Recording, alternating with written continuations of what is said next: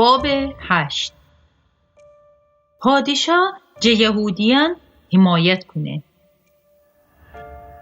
او روز خشایارشا تو مام هامان املاکه که یهودیان دشمن بو شهبانو استر را ببخشه. و چون استر خشایارشا یا بگفته بو که مردخای ان فامیله مردخای به تنسته پادشاه ورجه بشه. پادشاه خو انگشتره که هامان جه پس وگیفته بو خو انگشت جه بیرون باورده و مردخای افده. استرم هامان املاکه مردخای دست بیس برده. باز این استر ای بارده پادشاه التماس بکده و گریه کنان اون پا جیرده کفته و بخسته که هامان شوم نقشه که اون امرخستی یهودیان نابوده کنه باطل بکنه. هو وقت پادشاه خود تلایی چوگانه استر طرف درازه کده. اون ویریشته پادشاه جلو به پا بیسه و با گفته اگر مایل ببید و مرا لطف بکنید و حتی مصلحت بیدینید و اگر میجه راضی ایسیدی ایتا حکم بینوشته بابه تا دست نوشتیانی که هامان عجاجی همدادهای زای خستی به تمام ولایتان اوسه کنه و اون امره یهودیان بکشه باطل ببه.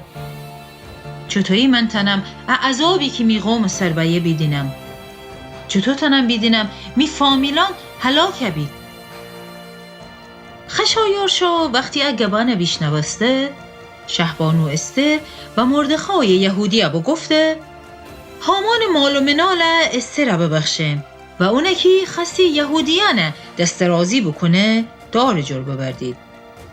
هتویی که صلاح دینیدی شمان می اسم امره ایتا حکم دیگر یهودیان ره بینویسید و می انگشتر امره اونا مهر بکنید چرا که دستوری که می نام امره بینویشته ببه و می انگشتر امره مهر ببه باطل بستنی نیه. هو وقتی 23 روز ماه سوم بود که اونه سیوان گفتیدی پادشاه کاتبان دوخه دیدی. اوشان تو مامی مردخای دستوران ساتراپان ولایتان فرمانداران و امیران 127 ولایت هندوستان مرز تا جنوب مصر ره بنویشتی. دست نوشتیان تمام ولایتان اوشن خط و اوشن قوم زبان و حتوی یهودیان ره به اوشن خط و زبان بنوشته ببسته.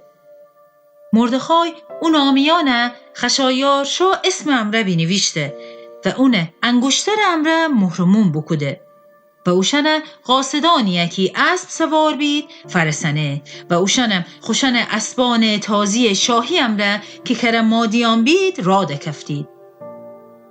هو دست نوشتیان درون پادشاه یهودیان هر شهر اجازه بده که دور هم جمع بید و خوشن جه دفاع بکنید. یهودیان تنیدی هر نیروی سلاح بدستی هر قوم ولایت جه که بخستی اوشن و اوشن زنزکن حمله بکنید بکشید و نابود بکنید و اوشن اموال اوسنی. قرار بو اکار ایت روز میان یعنی 13 روز ماه 12 که اون نام ادار بو همه خشایارشا ولایتان درون انجام بگیره. ایتا رونوشت افرمان وسی حکم منستن هر ولایت میان صادر ببه تا همه تن اونجا با خبر بید و یهودیان او روز میان آماده ببید تا خوشن دشمنان جه تقاس بگیرید. پس پادشاه فرمان وسی قاصدان سوار خوشن اسبان تازی شاهی ببستید و عجله امره بشوید. دستور شوش قلعه جه صادر باسته.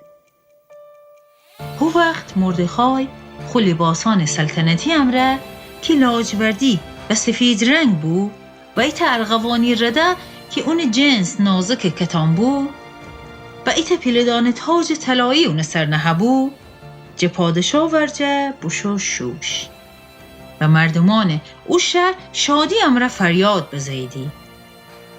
حتویی بو که یهودیان ره شادی و خوشی بمو و همه تن اوشن احترام پیدا بکدی.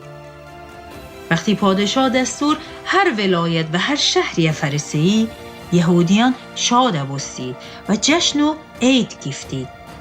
خیلیانم جه قومان دیگر اعلام بکدید که یهودی ببستید چون که اوشان ده یهودیان جه زهله کدید.